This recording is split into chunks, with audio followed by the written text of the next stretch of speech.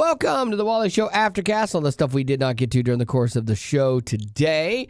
I have an update on going to the doctor yesterday. How'd it go? It went well. Doctors always tell you to lose weight and eat better. Mm-hmm. Always tell you that. And so I go in, and I'm down like 15 pounds from like the last time I saw him, and I've been eating a little better, you know. And so I got to do all this blood work. So we'll find out if it all landed.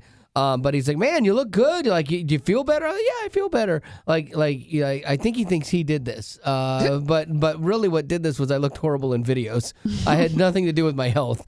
And so I was like, yeah, and I feel pretty good about it. I feel better for the most part. But like the nurse that was in there, she came in and she was, doing her job and getting things done, and she was nice and everything. But I was like, hey, we were talking about something with regard to my health, something I did. I'm like, do I get a sticker? And because I get stickers at work, or I used to. Well, hey, don't get mad at me. That's your fault. And she's like, well, we don't do stickers. I'm sorry. And I said, do you have a suggestion box? Because I suggest you do stickers for good things, because I deserve one. So then she leaves the room. I'm like, I don't know, I made her mad or something. And then she comes back in and gave me a sticker, an incredible sticker. Yeah, I don't know. Maybe they're going to institute that now. But I got a sticker, and not a frowny face sticker like Betty always gave me. I made her day. That's not my fault. That was your fault. Judgment call. No, you took pride in getting the frowny face stickers. They were so good. They were fun. Yeah, they were fun. That was a good time. That was a fun season. Yeah. So the doctor was like, I had to get blood, this was the first part that I always forget. Like, Betty's like, yeah, you always forget the room and you just think you're doing radio shtick. And so the nurse is asking all these intake questions, and Marty's with me because Marty goes to all my appointments to make sure I take things seriously or remember what he said. And she's like, are you feeling safe or, safe and not threatened at home? And I just look at my wife. I'm like, and the nurse looks at me. I go, am I blinking? And so I'm making a joke about it, but then I'm like, oh man, that's a horrible question to actually have to ask people. Well, my mom, she got real mad at me when I was a kid, and I did the joking response to that. And she's like, they can report that to people. Like, don't do that. Oh, yeah. Yeah. When Haley fell at Costco when she was like 3 and cracked her head, and they called an ambulance and took her to the hospital. When she's in there, before the doctor comes in, Marty is like, how did you fall, baby? And Haley goes, you pushed me, Mommy. She's like, do not say that. No, I didn't. She's like, well, you jiggled the table. I'm like, so Marty was like paranoid. Practice the story. We got to get on the same page here. I'm like, and I'm telling the nurse, I'm like, yeah, would it be awkward if like she's right here and I'm abused? Like, but like I can't, it's weird. Like, I watched a documentary on Netflix. I forget what it was called, but it was about this girl that she was young and she had all these symptoms, and her mom kept taking her to the hospital. And eventually they thought that the mom was doing something to hurt her daughter, really? Making her sick on purpose. Yeah. And it ended up where she was telling the truth, but they had taken her daughter away from her. Yeah, that's crazy. And she couldn't get her back. And so there's this little girl in the hospital, and her family can't come to visit her because there's like this rule now. But the whole time, they made the wrong call. They were looking out for her. That's the thing. They're trying to do the right thing. And sadly, there's so many cases where you have to intervene and you have to err on that side of caution. My friend yanked her daughter's arm out of the socket when she was running towards the street. And she was running into busy traffic. My friend reached out and just grabbed her daughter. She was like 4 at the time. And it pulled her arm out. And so she goes to the hospital, and her daughter's like, my mom pulled my arm out of the thing. And so they actually pulled her aside and questioned her and stuff like that. And she was trying to explain, no, this is what happened. But every time you try to explain something like that, it all sounds like a lie. Like, I really did fall down. Sure you did. You see him making notes. And then you get more panicky and stuff like that. But yeah, so I didn't tell her the truth. I'm like, no, I'm fine. Everything's great. All that to say. Yeah. And he got a sticker. Yeah, all that to say that. On a sticker. Yeah, and then I had to get my blood drawn. And so I got a shot, too. I got a tetanus shot. So I hadn't had a tetanus shot in a while. They tried to give me the. I remember the last time I went on a compassion trip with you, and they told me that mine had expired and I needed to get another one. And you told me, I never get those. I never do. I usually don't. But now you do. Yeah, I don't. Peer pressure. Between my wife and the doctor, they're like, yeah, it's not a big deal. I'm not scared of him. I'm not scared of him. And then he like. Is that what it is, though? What? Is that why you tell the doctor no on the compassion trips, that you're like, no, I don't need it? Because you're like, have to prove something? Yeah, I want to be tougher. No, like when I told Does the that doctor. make sense? Because he knows I'm going to Africa in February. And he was like, well, I looked it up. You don't need yellow fever because my yellow fever's out of date. And he's like, tetanus they suggest, and you need malaria pills. I'm like, I don't think I need malaria pills. He's like, what do you mean? I said, I've never gotten it. He's like, because you had taken pills. I said, well, the last 2 trips I didn't take my malaria pills. I don't like the way they make me feel. They make me feel gross. They hurt my tender tummy. Yeah, and then when you're in a third world country, the last thing you want is tender tummy itis. And so I'm like, yeah, I don't think I'm going to get them. And then Marty was on me about it, and then he got on me about it. And so finally I'm like, that's fine. Just give me a prescription for it. I think are you going to do it? Probably not, but at least I got a prescription. I got everyone to be quiet. Marty right now. I wanted to diffuse the situation and get everyone to stop Marty talking right to me. Now that don't. You just said that you're not going to take your malaria medication. You are the worst. Or your whatever medication. Yeah. Because he's got to prove that he's a grown boy. Yeah. He's a big boy. I don't think I need any other shots for that one. Betty Rock one time had to get like 9 shots. I got 7. You It got was bad. 7? Yeah, that I got is 4 bad. in one arm and 3 in another. Oh. But that was my very first trip. So if I needed it, I was going to get it. And she had never been inoculated as a kid. Say that word again. Inoculated. Do you know what that means? No. Got shots as Why a don't you kid. just say that? Because that's the actual term for it. But you could just, I know, you can just say, just got shots. No, like that you would say, oh, I never got inoculated. This is where you want to prove that you're smart, some days are fun because I do feel like working here is pretty cool. Yeah. As an extra bonus, they didn't tell me I'd be learning. You're learning stuff. A genius. Yeah, that's a good day for you. Genius? Fine. That's a bold. Yeah, because Betty's parents didn't believe in shots or education. And look how far I came on the same level as you. We ended up in the same place, man. Your sticker's great. You see the picture? Yeah. I'm going to post it to our... Yeah, that was a good sticker. So then I went to get my blood drawn. This is always something that we all are like, whoa, what's he going to find out? Yeah. And there's never anything. He's got diabetes. Yeah, I always come back great. They're actually talking about taking me off one of my heart medicines. That's huge. Yeah, because I'm on 2 in the same capsule. And he's like, yeah, you're doing good, man. Hey, wait a minute. I don't care what the doctor says. Yeah. You will continue to take your heart medicine until after support drive. Then you can try it. Okay? No, I know, because support drive almost kills me. Yeah. Support drive has almost killed me in the past. Look at me in the ocular sockets and tell me I'm going to take both. Yeah, I am. I'm going to keep taking them during support drive. Take what? My pills, my heart pills. Which ones? Both of them. Okay. Okay, because I'm going to take I have to take a pressure reading in the morning and at night to get like a week worth of pressures to see. Is this for you to send back to them for them to then say, oh yeah, you don't need it anymore. You were good yesterday. Yeah. And sometimes they base everything off of that. Like when I was really young, they told me I needed blood pressure medicine.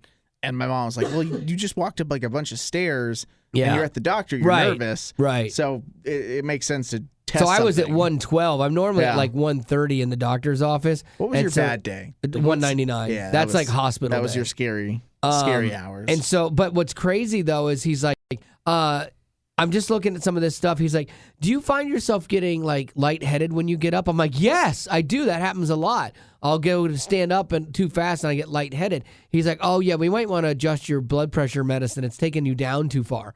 What, sir? Yeah, so I'm doing so good that I'm getting dizzy. So maybe by adjusting it, then it balances all of my stuff out. So I go in to get my blood drawn. I do not like getting my blood drawn.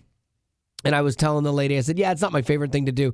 I cry sometimes. Yeah, a little bit. I Can get you a little hold queasy. me? Is there a little stuffed animal I could Where's grab? my wife? So I go in. Hold my hand. And Marty has told me about how good that Marty hates needles. Marty tells me about how good this lady is. Marty always asks for a kid needle. Do you know you can do that? It's a smaller gauge needle. Oh, that's what happened to me. You did know that? The last time I had to give blood, I told them, I was like, I don't like doing this. And the lady was so nice. She was like, well, we could use a baby needle if you want us to. It'll just take longer. Yes. And I was like, that's fine. That's what they did with Marty. I should have asked for that because mine was the size of a McDonald's straw. Okay. Like this needle was huge. And I made the mistake of looking at it. Like I'm like, oh no. I said, I'm not afraid of needles, but I don't like to look. I don't like to watch it go in. And I don't like to watch the blood shooting into that case, in the tube. So I'm not going to look. Never give blood, because that's where I thought, I get squeamish with that. And I thought, well, I won't see anyone's because I'm not even going to look at mine. But they had it set up where the person that was giving blood in front of me, I could see their little blood bag that was swishing back and forth. Yeah. Even thinking about it makes me just... Yeah, I would not like that. But I told her I was kidding around. I'm like, yeah, I pass out a little, but it's okay. And she's like, do you really? I'm like, no, I'm just kidding. I'm fine. She goes, I said, have you had anyone pass out on you? She says, yeah, there was this one guy who came in, and he was an MMA fighter, and he had been in a fight like a couple days before. He was still all black and blue, and he had to give blood. And he goes, yeah, I don't like needles. And she sticks him, and he passes out. Well, first he says, can you just punch me in the face instead? And he's like, that I can handle. And she's like, no, I got to give you the shot. So she does the thing, and he passes out. Whoa. And then he like comes to, and he's all shocked. He's like, please don't tell my mom. Oh my gosh. I don't need this getting out. Kind of awesome. Yeah. So anyway, I'm alive. I feel like fairly good. Some of my changes I've made, I guess, are Did they say off. anything about your cold? No, he was sniffles? he was like, yeah, you got that going on. I'm like, yeah, I do. And then he instantly washed his hands. I'm like, yeah, it checks out. Sorry. Did you tell him about your tough valley that you're walking through with the Dunkin' coffee that they messed up and they can't get right I don't think anymore? doctors can fix that. I did sound like a drug fiend though, because I'm like, hey, I always get a prescription of pain medicine from him. And it's not a lot. It's just a few for when I have, like, if I have bad kidney issues, like the kidney stones.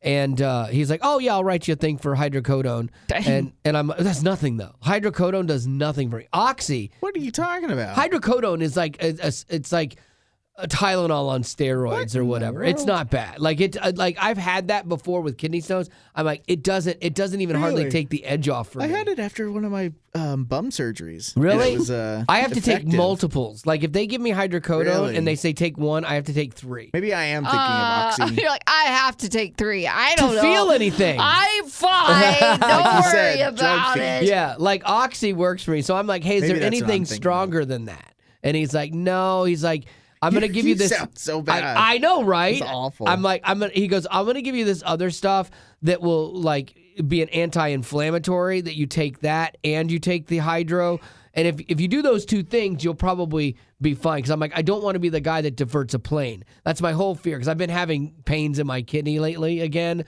and so I know it's coming, and I don't want to be the guy that I'm on a flight to Island. I know. Drive. Yeah, and so I'm like, I don't want to divert the plane. Also, too, you know that those things flare up when you're stressed. Oh, yeah, and I'm super stressed right now. My life just do is something that will give you life. I know that I need to. Yeah, my life right now is in a little bit of chaos, and so I'm like super stressed, and it's manifesting itself in as my a kidney stone. Kidney stone, yeah, exactly. So instead of de-stressing, I'm like, just give me more meds to make the pain stop. Nope, that's not healthy. Start somewhere. Yeah, well, okay. I'd have to retire to be de-stressed. No, because then you'll stress out about not doing anything. Yeah, or about not having enough money. So anyway, but I'm alive. I'll be here for a little bit longer, it looks like. So there you go. Lady Rock, what do you got? Well, Chris Pratt is opening up about the election and all of that stuff. So here's what's interesting, what I liked about what he said. He didn't endorse anyone. Yeah. Didn't endorse either candidate, but he did write this whole thing. And he said, I've been thinking a lot about how we can attempt to move forward after so much division, to find a way to come together after the election, no matter who wins or loses. It's okay to take a moment to lick your wounds when you lose. Go ahead and cry in the mirror. Yeah. Sounds like personal thing. He didn't get that one role. He just cries in the mirror. But if we become too paralyzed by defeat or too pompous in victory, allegiance... Sorry that I'm boring. I know. Come on, dude. Allegiance to our team can blind us to the fact that we are fellow countrymen. No matter who wins, there are still going to be people who need help in this country, and we should find them and help them. And here's what he topped it off with. If your candidate wins and your neighbor voted the other way, check on them. Ask how they're doing. See how you can help. Mm-hmm. Isn't that awesome? Yeah, I do like that. That's an awesome way to put it. It's because there's a lot of division, and politics will definitely bring that out. And so I love that he didn't try and endorse anyone. Right. He didn't say where he stands politically. He just pretty much endorsed America. Yeah. Which is something that I think is actually solid on his part? Because I would believe that he goes Republican just based on like he has more conservative values. Yeah, and based on the quote at the end, read the last little bit of that. If your candidate wins or your neighbor voted the other way, check in on them, ask them how they're doing, how you can help. Oh no, there was something about like there's still going to be people who need help in this country. There it is, right there. That's the line. If you're reading between the lines, there are people that are going to need to be helped in this country versus like the debate about helping illegals and things like that. Oh. That's what makes me think he leans Republican. Yeah, and he's always been like he's always been pretty vocal about his faith. Yeah, for sure. Stuff. So I'm not to say that means you. But then go Hollywood one way or is super liberal. And so But I think for him, if he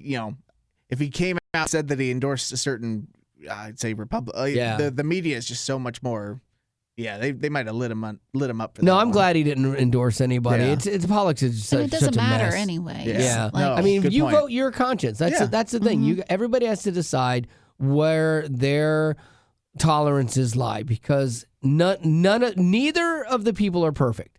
Neither of them has a perfect plan. Neither of them is God's man or woman for this job. There's problems with both of them, and so you have to go. Okay, well, what's the person that has the least amount of problems for me and where I'm at, and you make your vote, and then that's where we get into majority rules. That's what, well, not always because of the Electoral College, but that's a whole other story.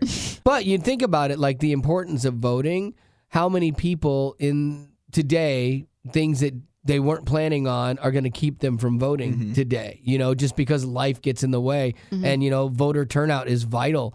For elections, and so each side, because when they're close like this, each side needs everybody they can be there to vote, and so who knows how this thing's gonna go? I'm really curious. Up? Wait, how late are you gonna stay up? 10. I'm gonna call it at 10 because we get up so early. What would we possibly what would we know by tonight? Will we basically get to a point where we just don't know about the big one, like Pennsylvania? Yeah, by 10 o'clock tonight or so, you'll have a better idea of like an indicator of, I think this is good, unless it's a landslide. If it's a landslide one way or the other, you'll know. But like if it's close, you'll have an idea of who has a great amount of electoral votes now.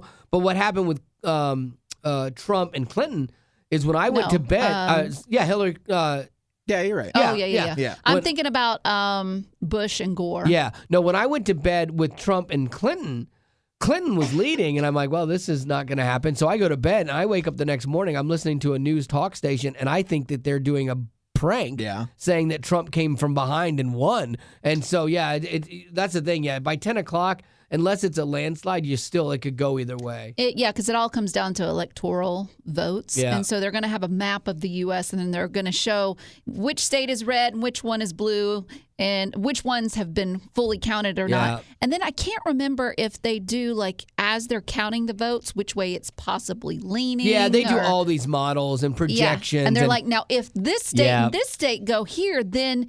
Yeah. Trump has it, but then if Kamala wins this one and this one and this one, well, then she's going to win it. And you're like, oh, that's what happened last time with him and Biden. It was like he needed to win Georgia, Nevada, and one other one, like Carolina, I forget which one. But like when he lost Georgia and Nevada, like those two were like so key in that. And when those two went, it was like, okay, now I think it's going to be done. But again, regardless of which side, it's going to be interesting how long it takes to put the person in there and then start moving forward. And I think Chris Pratt is right on this. Like you can't celebrate too much when you win, or you can't cry too much when you lose. It's like in radio you have ratings, and like they fluctuate so much because of the way that they calculate ratings.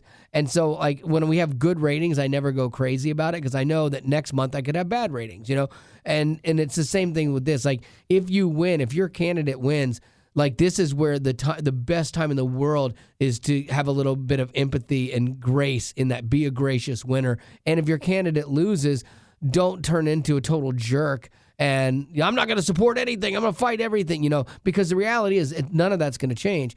And you're going to have to get through the next 4 years of somebody being in office that you don't like. That's not easy to do. I get it. I understand that. But at the end of the day, we all survived, the last 4 years. If it wasn't your guy, you still survived, and you'll survive the next one, regardless of who it is.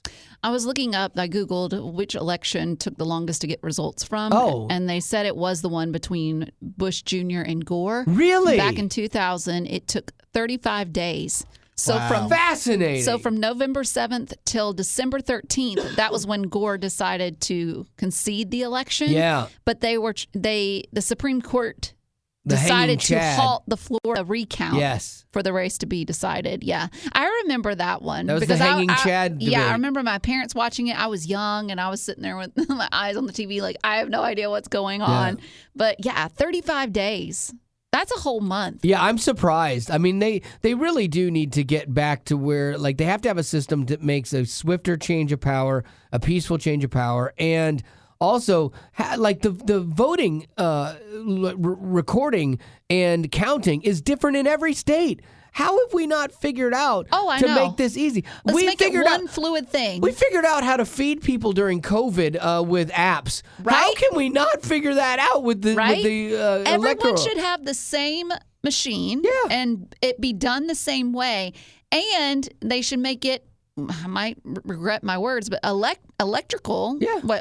Like all through the web or something. Instead of like the push button thing. Yeah, so that, and we were saying this too. And you know like now. if you want to get your ballot mailed in, that's fine. Yeah. You just have an earlier day to get it in so that those can already be counted. And then I would like to know. Forward. Do me a favor. Look up Google how many absentee ballots are given out for an election. Like I'm just looking for a rough number from like a past one.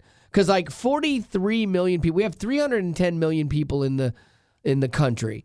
We have 43 million people that voted early, roughly. And so I'm curious how many more people are going to vote, 170 million or something like that. I don't remember what the number is, but I'm curious if the number of absentee ballots and out-of-country ballots is a real statistical, like a number that matters statistically, you know? Does it have enough to change the outcome of an election, or is it less than 1% of people vote that way? It said that back in 2022. Yeah. That 32% of voters chose to cast their ballots through an absentee. Oh, 32. That's a lot. 32%. Okay, that's a big number. Yeah. My mom was all concerned that she wasn't going to be able to vote because she was at my sister's house, and so she got an absentee ballot. We have friends that live in China, but they're Americans, and they, if they want to vote, they have to go to the embassy, and they cast a vote at the embassy for their thing. I don't, and I think they weren't going to be able to do that this time.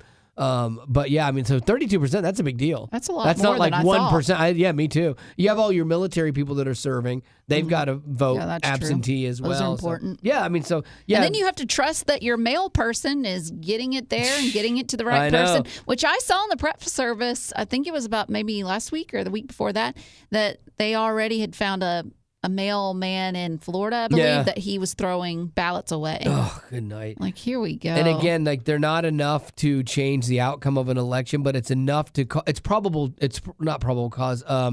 What do they call it in a court for doubt? If you're on trial for murder, what do they call it? Reasonable doubt? Reasonable doubt. Yes, good job. That's where I'm like, come on, crime girl. You can't think reasonable doubt, but you can think of that other word. Inoculation, yes. Couldn't come up with reasonable doubt, though. But yeah, I think it's one of those things that casts enough reasonable doubt that, well, what if this was happening on a grand scale, Yeah. you know? I mean, if it happens once, that's too many times. But yeah, I don't know. So anyway. Buckle up, Buttercup. Yeah, tomorrow's going to be an interesting day for sure. Yeah. Lady Rock, what do you got for birthdays? I got Richard, who wants to wish his daughter Haley a happy birthday. She celebrated yesterday, said Haley is a beautiful person with a kind soul, and we're so proud of her. All Haleys are. They are. And then Michael is celebrating a birthday today. He said, I'm a potty from Minnesota. Nice. Been listening since January 2023. It's my big 5-0. Wow. Oh, nice. But I feel better Halfway now there. that I did in my 30s after losing 85 See, pounds. good That's job. amazing. Good on you. Dang. Way Yeah. to go, Michael. My Wonder doctor what would he have been did. so proud of you. Now, I'm glad you weren't at my thing. My doctor would have been disappointed in me. He has a question. Okay. Would you rather do a duet with John Schlitt? Yes, from Petra. He was the Petra. second singer of Petra. Michael Sweet? Oh, first singer and only singer of Striper. Okay. John Cooper? Oh, Skillet. Or Scott Stapp? Oh. And what song would you sing? Tough call. Listen, I already know. I'd go with Scott Stapp, hands down, and I'd sing higher. Yeah, that's the sure. problem. No! What if? What if? What if? What if? Ah! Yeah, that's a good one. I could do it, see? I think I would go with John Cooper because if you're singing next to Michael Sweet or John Schlitt, they both sing very high, and I want to take the high part. Cooper can't sing high anymore. That's he is true. It's like a little destroyed gravelly. himself. Decayed that. So So yeah. can you give us a little taste of what that would sound like? Trying to think of what is a let's good see. Skillet Let's song. see here. Reaper thing, like Oh, I thought you wanted to do a higher song. No. He sings the falsetto. I would sing the high Oh, part. for Skillet. Yes, I would sing the high part. What's that song? Savior. What you got? What you want? What you need? I don't even know Gonna that be the one. You don't know Savior. that? I know it, but I don't Everything's remember gonna it. crash Yeah. and break. That's the Nice. best one they got. You think? Yeah. I like what Those Nights was my favorite. Oh, do that one. Those nights. We're just talking about those nights. Is that what you're gonna Listen do? to Wally play the hits all night. Maybe they need to Then do I like an wanna go home to acoustic another set, fight. and then you could play on that If singing one. high is wrong, I don't want to be right. Oh no. I'd turn it into like a boy band. Yeah, you would. It'd be so You're over there great. snapping, and John Cooper's like, "What?" looked at some of the footage of our jingle contest, and wow. When we had the winner in the studio and we were playing with We the Wow is Kingdom. right. Wow. Like on your part? On my part, yeah. You went off. I went all in with. There was moments of a Carlton dance that seemed to appear. It was unfortunate. Yeah, and I went all in. There was We're a gonna moment where my hiney was doing a his hips don't bit lie. on the mic. He literally said, Yeah. "My hips don't lie." Yeah, it was pretty great. So We're gonna be posting a bunch of that. I think Thursday? Thursday. Yeah, I'm gonna work on it today. There's a lot, and I've got to figure out what doesn't make me look horrible, but enough to make me look bad. Like I don't mind looking bad, but then there's Maybe- times where like, are you really married? Like it was. I mean, it's bad. Maybe take out the hips don't lie part. No, that was the part that was that's funny. gotta That's be- staying that's in gotta be because in Ed there. was like, "Put your hiney near a mic and shake that." And I'm like, "I don't know what this is doing, but okay, fellas." All right. Wait, Gavin, who would you sing with?